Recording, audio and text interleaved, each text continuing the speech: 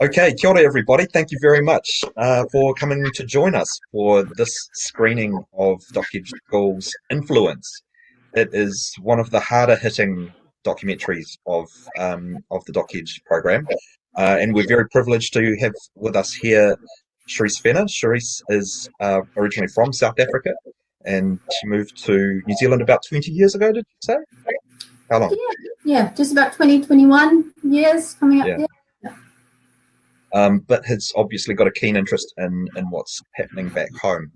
Um, and what I love about this film is that it will shine a light on what's happening in South Africa at the end of the movie.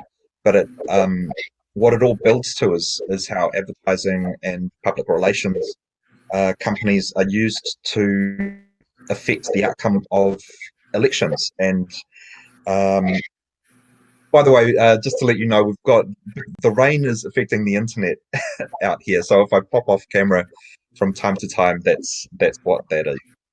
Um, but first and foremost, I'd like to thank the Ray Foundation. Without the Ray Foundation, none of the Dockage School screenings would be possible. So a great thanks to Ray Foundation there. Um, Alicia, what was one of the things that you really liked about this movie? I really, I love the film because I felt like, I felt like PR and marketing was exposed for its political involvement. And I guess even though I work in the media, technically, I was just completely shocked at the way that members of society are manipulated and there are social impacts in countries because of PR marketing and the media content that we consume. So I found it incredibly interesting as someone who, creates media and consumes it. I was like, who do you trust?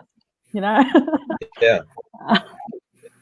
And it certainly gives you an insight into how public opinion is managed towards a political end. We may think that we know our own minds and our political viewpoints, but yeah, we've got to be really vigilant about how what messages are presented to us affect our opinions.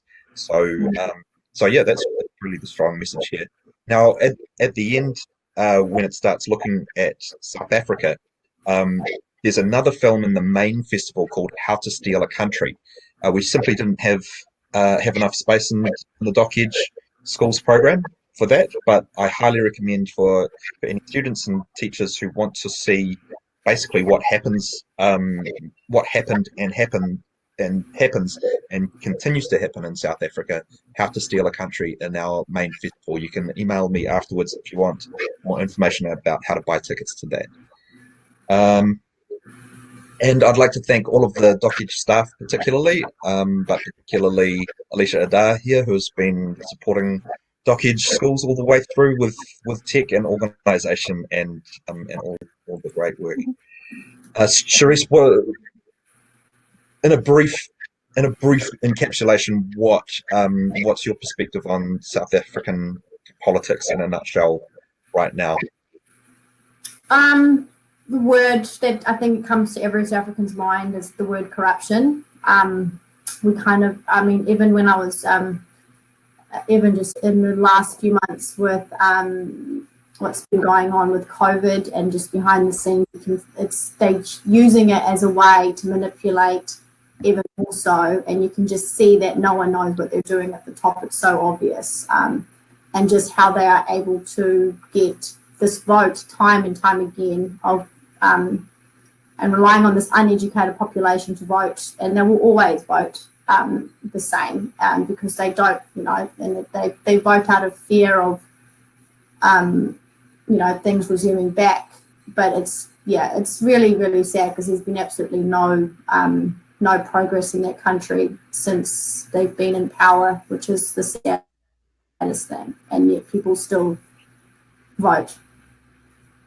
Well, great. Well, you'll be watching live with us here And Yes. for anybody who is about to push play but hasn't signed up yet, there is please make sure that you've already signed up. If you haven't signed up, please email me if you're having trouble making this work, because you need to have gone through that invitation email to be able to push play and watch the movie. Great. Okay, so Alicia has posted the link there in the chat room. If you haven't already, if you haven't opened the chat room, just go to our website, Doc Edge Schools website, look for influence, and we're going to hover our cursor over the play now button. So is there anybody watching who was not up to pushing play at the moment? Okay, looks pretty good so far. So counting down 3, 2, 1. Starts. Okay, enjoy the movie, everybody. And Alicia, Charisse, you got a little look on your face. I'll come back to you on email. Cool. We would like to welcome Sir Bob Harvey, who is former Waitakere City Mayor, former president of the Labour Party, and former ad man himself. I think the rain is causing us all sorts of technical troubles because our cam's just cut out there. But we'll be back on you. Now, the fascinating thing for me about that, and I'm sure is fascinating to all of the other media studies teachers out there, is how the media was controlled by a very specific message. You know, there was a line. There was in every campaign there was a line. You know, white monopoly capital, or Labour isn't working, or something like that. There's a hook or a line there that really challenges people's, that motivates people to join a particular viewpoint and take action. Now, Bob, you having worked in advertising, would you say that is a well-known technique, or is that something that's quite new, or is that something they were trying? I think it's been around a while. I look at this with some guilt, to be honest, because I'm kind of like the father of modern election campaigning from about 1969, when I got the Labour Party account. I developed a whole group of techniques to get elected. Still doing it. I just was out with a dazzling young Labour candidate, and I'm going to be campaign manager and mentor. So I haven't ever stopped campaigning, I guess. But I was aware in the 1975 election, which is a hell of a long time ago, that there are other influences being played in New Zealand politics. Before then, I don't think there were. There would have been an underbelly. But from about 1975 to now, there was serious international manipulations going on in New Zealand. I got to know Tim Bell, Lord Bell, figures prominently in the documentary we've just watched. I thought he was a bit of a scumbag, to be honest. This documentary convinced me that I'm not too bad with my judgment. He ran Saatchi's in London, very clever ad man. But then the dark side takes over, and my God, was he good at it? And you can watch him at his worst in that documentary. How one man and a group of other people around him can manipulate the politics and lifestyle of a country. That's serious. So I'd be interested in your questions, but are we part of this? Oh, you bet. I think that although we are a very small country, we're a powerful country. We have some very influential friends, like China, like Australia. Australia is very manipulated. And I think to a lesser degree, we're smarter, quicker, more cunning about manipulation. But I'd say 5G is a classic case of that. Classic case. Whether you like it or not, we're being manipulated all the way from the White House to Wellington. The Five Eyes, pretty tricky bunch. Get it right, get it wrong. control the direction of this country by frightening us, bullying us. So, hey, we're not beyond being threatened by people like Trump. You do this, and we don't play ball. Look at the way America influences world politics. Look at the way China has got pissed off with Australia and puts on a broadband, don't go to Australia, and puts tariffs on their beef because they don't like what Australia's saying about them. So it's a map. And that documentary is a superb, terrible picture, brilliantly done, of how overseas forces can move into a country and twist and change. Perspective, Bob. Charisse, welcome back. We can hear you now. Oh, yeah, great. So you were born in South Africa? Yeah, so I was born in '88, and by the time I was able to go, start primary, and I went to a white school. So I was just got in there. It was really that change over time. So, and then we left in 2000, and now I'm here in New Zealand. So, yeah, I just. So around 88, that would have been just after Nelson Mandela got into power? No, before. So when I was born 88, and then he was in power, the transition period was about 94. So that's Right. when I was school. So I was school age by the time. And then, and then I guess Thabo Mbeki was president when we were leaving, and we already started to see where the country was potentially moving into when my parents decided to leave at that time. So, I mean, apartheid was very prominent and divisive, and obviously divisive, but there was a lot of violence going on. And when Nelson Mandela came into power with the African National Congress Party, it seems to be like a huge relief around the world because the white-black divide seemed to be a huge problem. And so seeing someone like seeing an organization like Bell Pottinger play on that racial tension again, it seems despicable. The idea of weaponized communication, I think, is the tagline there, is to actually, put people's lives in danger with divisive messaging, not for political good, but for someone to have power. I mean, what's your perspective? I guess what I always kind of felt and still feel even now, I think if you're an educated person in South Africa, you see right through it.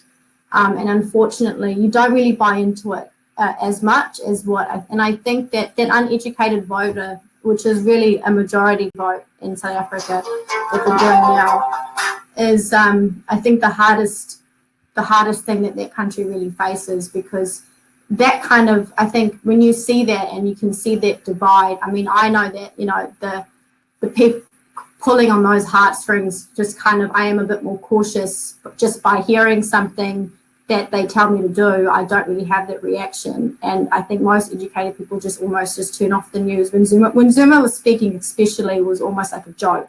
It looked like a big spectacle. Everything was a big show.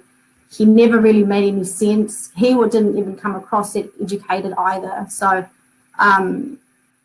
so it was quite surprising to see that people, even in this day and age, were able to still kind of not see what was going on that was right. Like, this ANC has been corrupt for years and years and years. It was almost like no secret. So it wasn't really surprising, but what was surprising is just how deep Zuma was actually able to kind of, carry it out. It begs the question, do you think people just felt powerless? They realised how dreadfully corrupt it was, in many countries like that.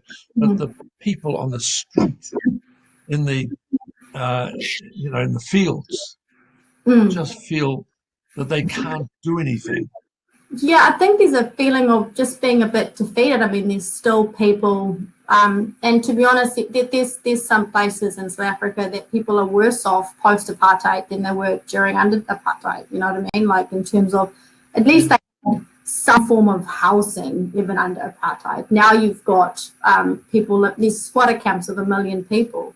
Do you know what I mean? And that's post, and you'd think that post-apartheid that would be a good enough reason, you know, for people to kind of say, hey, nothing's changing under ANC. Let's start to rethink, you know, this party. And, you know, maybe now at Ramaphosa, but I haven't really seen enough dramatic change for me to be like, let's keep voting ANC. Yeah. It's 50 million people. It's very hard, you know, with that kind of population when you have the majority. But yeah. It's overwhelming. Mhm. I'm going to open it up to the students here. I know there will probably be a little bit of a lag and the teachers. So, teachers, if you can ask your students if they have any questions and then type their questions on behalf into the chat room, or if you're super brave, you can click the speak icon. It looks like a little hand there, and we'll try and bring you up on camera if you're in the mood for that.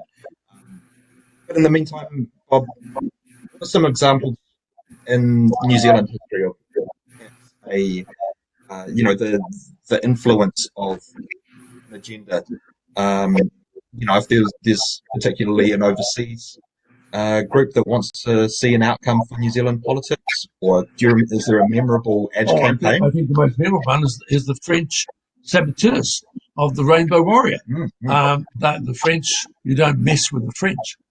And we messed with the French. We sent a frigate in 60 to Murara, Northern 70. Norman did that. And David Longy continued that. And if a couple of New Zealanders thinking there was a dope deal going on in the forest and wrote a car number plate that happened to be a car used by the French saboteurs, we would never know who bombed the Rainbow Warrior. We just wouldn't. So I believe there was much more that went on, bombings in New Zealand from overseas interests that decided that they were just pretty unhappy about the way we behaved. I was on the receiving end with the Muldoon campaign.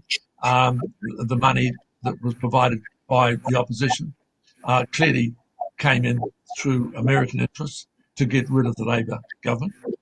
And I was very close to David Longy, and we talked of it often. So I had a number of prime ministers that I worked closely with, like Mike Moore, David Longy, that said, yeah, clearly in hindsight, we were also being dealt some pretty dubious things. Is it now? Less, but maybe more. We now live in fear of our exports being attacked, or if we fall out of line. So the diplomatic channels are there for people who want to deal with us. And it's survival. So are we being bullied? Of course we are. Are we being threatened? Of course we are. And it's a way that it's just different. That's all. What are your thoughts on how the voting population has reached those, so it doesn't feel like an overt threat, so it feels like the voting public are in control of their own opinions and decision making? I think we feel that. I think we feel comfortable. We think that both our political parties, and I thank them greatly. I mean, to do this, I think we've been served greatly by people that stood for what they believe. People like Helen Clark, people like John King. I think we mightn't have particularly liked what they did, but they were, I think, decent people. And I think we have decent people. I think Jacinda, not only decent, she's a superb international leader. I don't think that she would be too much intimidated. But people around her would say, be careful, be careful. But I mean, it's not only on a personal level, is it? I mean, if you've got trade deals, if you've already got signed contracts for international trade and so on, there is some influence that comes with that, and there are repercussions if you don't, decision you might be personally averse to allowing mining in New Zealand. If the economy is going to struggle under a situation without mining, that's a This is the greatest time in the history of the 20th and 21st century for countries to now move in and overtake other countries during this virus. I mean, it's unbelievable what's happening to the world. And it presents, I think, an open canvas to do your worst or do your best with another country's exports, way of life. Yeah. I mean, we've seen countries destroying themselves. Go look at Syria. Go look at the Middle East. It's a pile of bricks. And it's still happening. It happened in Sri Lanka with the Tamils. What did we do? Bugger all. We sat on our hands while thousands of people were massacred. Yeah. So people don't jump up, a bit like you were saying so well and so beautifully about South Africa. This can happen anywhere. Yeah, I think people are just trying to put a roof over their heads and feed their families. So it becomes just almost like it's just it's their norm, Yeah. No one's there to help them. So it's very, the culture at the moment is just, you take care of number one, and it's just getting through the day kind of life. So it is. Well, 2 days ago, Jacinda brought in the army to supervise the lockdowns. Yeah. I thought, hey, do you know what you're doing? Don't give the army, where they are. Don't give the army power, or suddenly it's Fiji. or the states, and as you were saying, Bob, is that during these times of it's unprecedented times where the whole world stops and we give up our civil liberties for the greater good, but we have to trust the government to not abuse that amount of leeway that they've given them. And if there is an abuse of trust there, people will react. And we've seen in the States with the reaction to the George Floyd incident is that people react against the police, and then Trump brought in the military against his own people. So when we've got situations of introducing the military against your own people, that we have some real issues with democracy and civil liberties to really untangle pretty quickly. You have to be so careful. You have to be so careful at that level that you don't lose future. Someone puts their knee on your throat. Metaphorically or literally. Yes. Yeah. And we showed a documentary yesterday called Unfit, and it was about is Donald Trump fit to be president? That was no. Yeah, just no. It's the documentary. It must be a very short documentary. Yeah, 90 minutes of no. But it came back around to the way that communication is delivered to people, particularly a voting public, is reiterating something 3 times. And I saw that figures from Mussolini and Hitler and so on, usually despots, demagogues, will say something. It's great. It's super. It's great. It's great. And it's almost like a magic trick. Once you kind of hit that table 3 times, that is the truth. And the same can be said for advertising sometimes. It's that repetition of a certain point of view, and usually with a campaign line. So Bob, maybe you can remember any famous campaign lines from That I wrote. maybe you wrote. I wrote "It's Time," Oh. which must be probably the definitive campaign. I think not because I wrote it. It was a bigger piece. It said, "It's time that we thought differently," or something like that. And then I went, no, that's too much. Or too time for housing time. Why don't we just go with "It's time"? So I said to the would-be Prime Minister, I've come up with the ultimate. It's time. And he said, "What time for what?" I said, "Time for you, time for us, time for that." And I don't think it's ever been beaten. You know, I've come up with a lot of other slogans, but it's time is a definitive thing. And people went, yes, it's time for Labour. And it's, when I came to do it myself, when I became the mayor, I struggled. Time for Harvey. Yeah. I didn't like it very much, and I came up with a better deal for Waitakere. And people said, yeah, we like it, but it was a bit of me, that. The campaign slogans are always pretty interesting, and the more simpler, the better. I think that Trump has a great chance of being re-elected. But then, why do I think that? Because he is the slogan. And every country has a right to vote for who they want and read the newspapers they want. I've got no right to say anything less. I can think. Well, I mean, as you were saying, the slogan like "Make America Great Again," for instance, and equally with its time. I'm not comparing you on a political level, but in terms of the messaging level, it leaves it open to what you think might make America great and what you think it's time for. So it's not excluding anybody. It's quite inclusive. It's a great slogan. Yeah, it's very epic. It's very movie. And isn't America the home of movies and epics and wow and sexy and that's make America great. That makes me jump out of bed.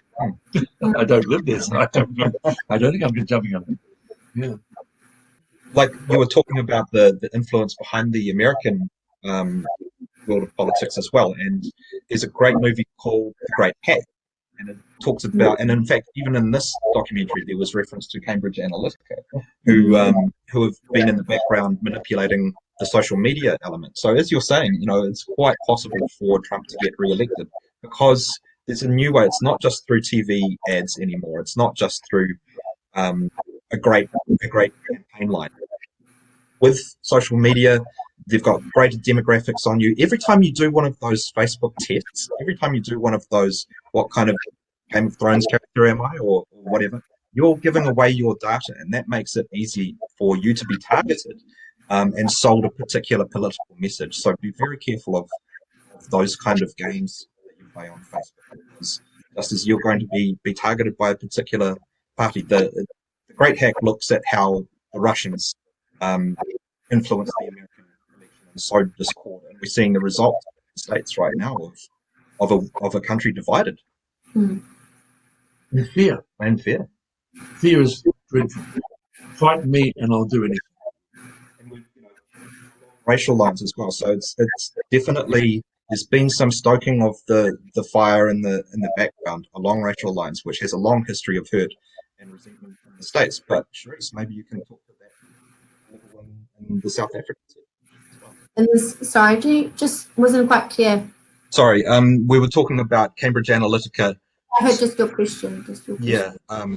Can you speak to the stoking of racial tension, as we saw in the documentary, to create disharmony in the country when the Guptas actually have no interest in monopoly capital, Yeah, I think that's always what kind of makes me the most disheartened. I think mainly because you can't move on. You can't really start to move on if you keep being reminded constantly of, the past. It's very, very hard. And I think even my mother actually said to me when the Black Lives Matter protest kind of moved here, and she was just like, my protest days are over, and she's just, you guys go do your, but I'm done. I'm completely done. And I think, and for her mentally, she is free, she's here, and for so many people, I think they so want to have that feeling, and they're not allowed to have that feeling and to embrace that they actually are free from apartheid, because it's still everywhere around them. And I think with the, and even with the white South Africans that I've now, come to know over here that have also moved, and a lot of them did move during that time when apartheid ended, just out of, I guess, fear. And then hearing about what was happening, to the farmers back home, and, and then now they hold their own sense of racism against Black, because for them, apartheid was, their South Africa. you know, this is not, you know, they want nothing to do with post-apartheid South Africa. So it's, you know, always will be a divide, but I feel like if we kind of keep playing each other against each other, and yeah, it's, yeah. Can we hear your final thoughts for the students about how to become more engaged with your community or your country or the world politically, and also how to engage with the media a little bit better? Okay. I also work a lot in digital marketing as well. So and I do a lot of community things as well. And I believe that you do have a voice, and it's how you use that voice. And there are great platforms to utilize your voice that are, you know, a lot more beneficial than other means. I think with just putting a hashtag, for example, like when you stand for something, really, really stand for something, and reflect that in everything, you know, that you do day-to-day life, even if it's just supporting a local event, someone in your close circle of friends speaking out against something. Just make it part of, you know, just your everyday life. And the same thing with social media. And I think just with young people, don't believe everything that is put in front of you. You can actually choose your algorithm. You can actually select the content, and also select content that might actually contradict some other content. And I do that all the time, especially during this whole protest. I started to follow people that I wasn't following before on purpose, because I wanted to have another point of view. I wanted to believe another person's narrative, and otherwise you're not really making informed decisions. And I think that's really important today. Love working with you. Well, I think, I hope that I'm talking to young minds, and I just beg you not to let the time, the place, us just go to waste. Be a protest. Speak up for those that don't have a voice. Speak up for those that are oppressed, and speak up loudly, and be brave, courageous. I was in a big protest in Tahiti against nuclear testing, and I took a big delegation there from New Zealand. I remember seeing a sign on the wall, somebody had written in big brush mark, "Jesus is coming, don't be sleeping in." Well, I don't know if Jesus came to Tahiti, but I honestly believe, don't be sleeping in. Do not spend your life sleeping in. Get out there. And if you feel it's wrong, you know it is wrong. And if you feel it's right, support the right. But be part and be passionate about your country, your life, your future. And as they say, please don't be sleeping in.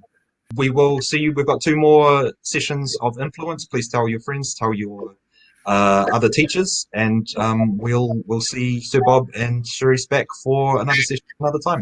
All right, ka kite everybody. Thanks again, and thanks Ray Foundation.